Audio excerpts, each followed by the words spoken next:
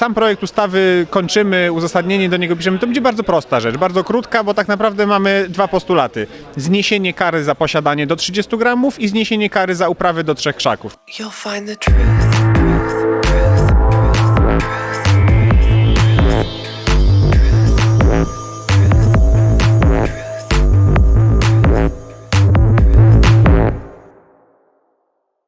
Cześć, witajcie serdecznie w kolejnym odcinku. Dzisiaj jest ze mną Maciej Kowalski, rzecznik prasowy Wolnych Konopi, wieloletni rzecznik prasowy, a także Kombinat Konopny. Maciej, dzisiaj spotkaliśmy się, żeby porozmawiać o inicjatywie, o której już rozmawialiśmy razem pod koniec sierpnia. Jest to inicjatywa 100 000 podpisów, projekt obywatelski. Mógłbyś coś więcej na ten temat powiedzieć? Tak, to jest procedura inicjatywy obywatelskiej, czyli jak takie dwa słowa wytłumaczenia, jak powstaje w Polsce prawo. Inicjatywę ustawodawczą, czyli pomysł na prawo ma albo grupa posłów, albo prezydent, najczęściej to są posłowie, czy tam rząd, albo obywatele. Obywatele bardzo rzadko z tej opcji korzystają, bo jest to dość pracochłonne. Musi 100 000 obywateli podpisać się pod projektem ustawy, ten komitet musi to zanieść do marszałka, po czym praktyka jest taka, że często posłowie po prostu to wyrzucają do śmieci, więc ludzie są tak dość sceptycznie nastawieni do tego i twierdzą, że demokracja to znaczy pójść raz na 4 lata i zaznaczyć krzyżyk gdzieś tam w losowo wybranym miejscu. No nie zupełnie. Moim zdaniem to jest bardziej ta demokracja w działaniu, to jest właśnie pokazywanie na konkretnych postulatach, co chcemy załatwić. Bo owszem, wybraliśmy sobie teraz nowy parlament. Część z tych osób tam się jakoś pozytywnie wypowiada na temat polityki narkotykowej, natomiast to, co ja się z poprzedniej kadencji i rzeczy poprzednich takie doświadczenie mam, jeżeli złoży projekt ustawy partia A i w nagłówku będzie napisane partia A mówi, że chce to partia B wie, że jej pogląd jest, a ja chcę czegoś innego niż partia A. I nieważne, co tam jest napisane, po prostu oni chcą inaczej, bo nie mogą przecież poprzeć swojej konkurencji politycznej, więc żeby ten projekt miał szansę powodzenia, wiemy, że jest poparcie części posłów z każdego klubu parlamentarnego i mówię każdego włącznie z tym, o którym wszyscy myślą, że tamto nie. Ostatnio nawet mieliśmy sytuację jakiegoś radnego Prawa i Sprawiedliwości, który został zatrzymany, taki mówi, nie czuje się przestępcą i bardzo fajnie. Nieważne jakie się ma poglądy, może być wierzącym, niewierzącym, mieć na gospodarkę takie czy inne poglądy, ale to jest po prostu obiektywna prawda, że marihuana, posiadanie marihuany na własny użytek czy uprawa nie powinna stanowić przestępstwa. Więc jeżeli jako grupa obywateli uda nam się zebrać te podpisy, a 100 000 podpisów przy mniej więcej 2-3 milionach Polaków, którzy jakimś tam stopniem regularności zażywają marihuanę, plus całej masie osób, która nie pali, ale jest za legalem, to nie powinien być większy problem. Mamy to mniej więcej tak przygotowane, że sam projekt ustawy kończymy, uzasadnienie do niego piszemy. To będzie bardzo prosta rzecz, bardzo krótka, bo tak naprawdę mamy dwa postulaty. Zniesienie kary za posiadanie do 30 gramów i zniesienie kary za uprawę do 3 krzaków, czyli 3 krzaki i prawo do krzaka. 30 gramów dla każdego Polaka, 3 krzaki i tak dalej. To są fajne, takie nośne, chwytliwe hasełka i to jest coś, co rozwiązuje 99% problemów. Jesteśmy teraz na konferencji, gdzie tutaj wielkie głowy się głowią, zastanawiają, jak tam regulacje pisać. Nie trzeba, to jest proste po prostu jak cep. Jeżeli każdy będzie mógł sobie uprawić krzaczka, to nie ma głowienia się, czy to jest medyczna, czy to nie jest medyczna, czy duże THC, czy duże CBD. Ja bym chciał mieć w domu kilka różnych odmian, wybierać sobie, uprawiać, samemu wiedzieć. Każdy by miał swoje jakieś takie preferencje. Lub jeżeli nie chciałby sobie uprawiać, to mógłby kupić od kogoś, kto uprawia, kto do tych 30 gramów, no to powiedzmy nawet przy regularnym używaniu jest jakiś tam miesięczny zapas. Jesteśmy oczywiście otwarci na rozmowę, jak to dokładnie rozwiązać, jakie te ilości, jak to zapisać. Natomiast liczymy na to, że ten projekt, jak zostanie złożony, to uzyska poparcie wszystkich klubów i przynajmniej rozpocznie się dyskusja, bo zdajemy sobie sprawę z tego, że szanse powodzenia 100%, znaczy inaczej, gwarancji nikt nie da. Do szału mnie doprowadzają, no może nie do szału, bo już przywykłem, ale komentarze, a co jeśli się nie uda? A co jeśli się nie uda? No to z tym podejściem to lepiej nic nie robić, tak? No bo nuż się nie uda. A co będzie jak się uda? To jest dopiero pytanie i gwarancji też nikt nie da, że to da cokolwiek, ale to, co prawie, że pewność możemy mieć, to rozpocznie to dyskusję. Sam fakt, że teraz nawet o tym rozmawiamy, tak? TVN-em jeszcze niestety nie jesteś, ale TVN też przyjdzie, tak? Polsaty przyjdą, TVP pewnie też temat będzie musiał poruszyć, bo jest to temat chwytliwy, nośny, media go bardzo lubią, jest klikalny, więc trzeba dać ludziom możliwość opowiadanie o tym. I wiesz, prawdą jest też tak, że 100 000 robi wrażenie, czy nawet więcej, bo może uda się uzbierać więcej. Tutaj oczywiście mały smuteczek, bo miałem 137 000 subskrybentów, teraz mam 35 chyba, więc liczę, że się odzyska, ale ta liczba nie wydaje mi się jakąś szaloną liczbą, prawda?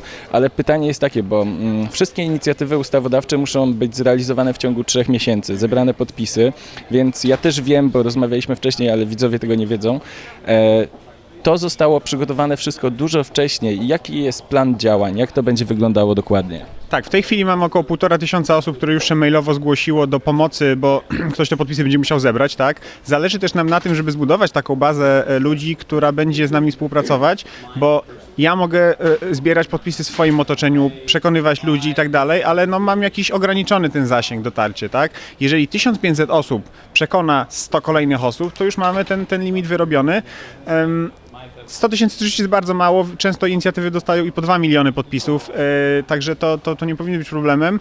To jest świetna okazja do porozmawiania na temat marihuany, bo tutaj też często było poruszany temat edukacja. Natomiast ciężko taki pretekst znaleźć. Cześć babciu, zadzwonię do ciebie i porozmawiamy sobie o legalizacji. No tak trochę przypał, nie? Natomiast jeżeli zadzwonisz i powiesz, cześć babciu, słuchaj, chciałbym wpaść do ciebie na obiad i przy okazji podpiszesz mi taką sprawę, bo walczę o coś.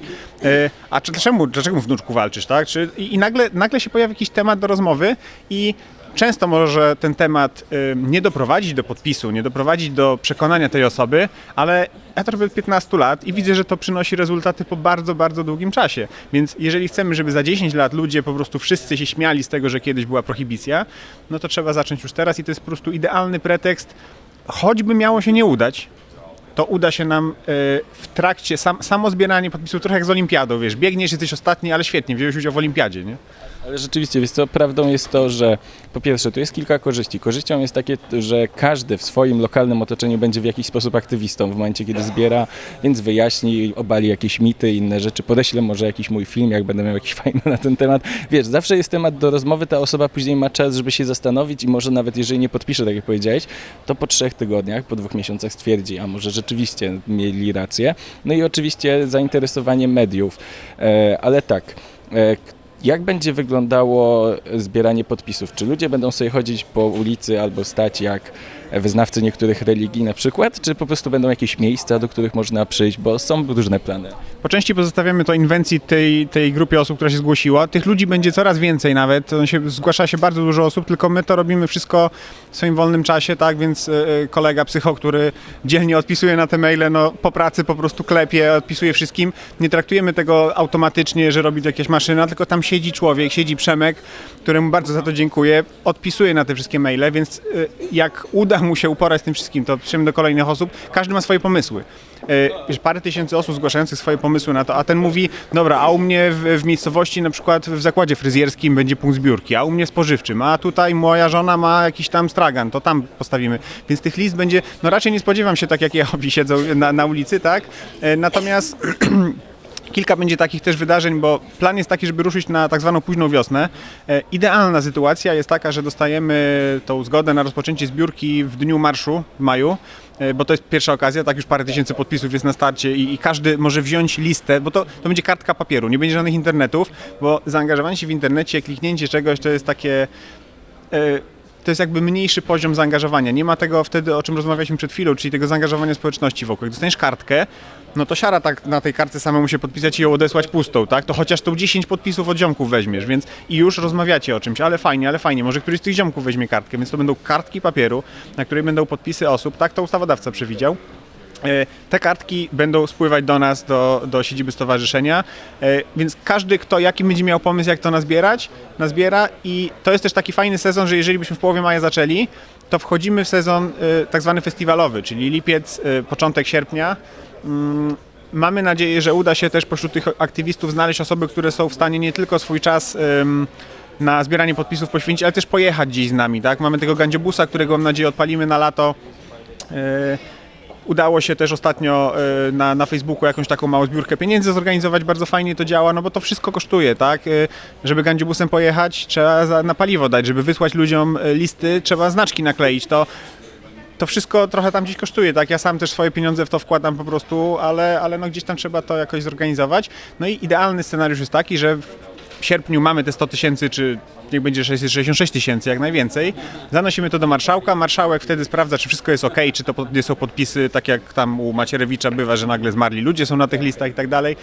Zanosimy to, nadaje temu bieg, czyli trafia do tak zwanego pierwszego czytania, no i wtedy wszyscy trzymamy kciuki, jedziemy i co się jeszcze dzieje tam ważnego? Nasz przedstawiciel idzie na salę plenarną i zapoznaje posłów z tym. Ilu ich przyjdzie na salę, nie wiem. Kto będzie słuchał, a nie siedział na Facebooku, nie wiem, ale to jest już jakiś obszar zainteresowania i znów dla mediów, tak?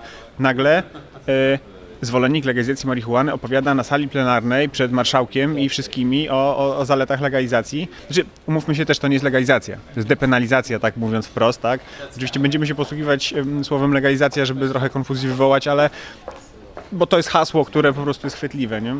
Tym bardziej, że wiesz, depenalizacja dla części osób jest czymś niezrozumiałym, bla, bla, bla. W mediach często się też używa słowa legalizacja przy różnych rzeczach. Ja oczywiście od samego początku, jak się dowiedziałem o tym projekcie, trzymam bardzo kciuki. Mam nadzieję, że moi widzowie także, że się zaangażujecie. W opisie macie linki do tego wszystkiego. Tym bardziej, że wiesz, często też dostawałem maile od widzów, że może zrobić takie coś, żeby coś. I ja od początku zawsze każdemu odpisywałem, że na to jest potrzebne duże przygotowanie. Wiele osób, tego się nie da zrobić w kilkanaście osób, to jest niemożliwe, ale oczywiście bardzo trzymam kciuki, czekam na te momenty, no i na pewno będziemy też nagrywać filmy z jakichś raportów z tego, co się dzieje, czy chwilę przed przygotowaniem, czy jak będzie ten Gandzio Bus, to spokojnie gdzieś możemy też pokazać, jak to wszystko wygląda. Wierzę, że ludzie się zaangażują, no i że po prostu projekt, nawet jeżeli nie doprowadzi w tym momencie do depenalizacji, a liczę, że w sumie ja wierzę, że doprowadzi, wiesz, ja jestem jednak osobą, która w to wierzy, a na pewno rozpocznie bardzo fajną dyskusję na ten temat, bo rzeczywiście karanie za posiadanie marihuany to jest kompletny skandal. Na swoim kanale od dawna o tym mówię, także w organizacji w Polskiej Sieci Polityki Narkotykowej w pełni jesteśmy za depenalizacją i biorąc pod uwagę, co się dzieje w Europie, to jest skandal, że jeszcze w Polsce karamy za coś takiego. Więc Maciej, dziękuję Ci bardzo serdecznie za rozmowę, no i podpisujemy, zbieramy ludzi i trzymamy kciuki. Dzięki bardzo. To jest, tak jak powiedziałeś, ludzie chcą się zaangażować. To jest ta okazja, to jest ten moment, żeby coś tak zwanego zrobić dla sprawy. Dzięki wielkie, cześć.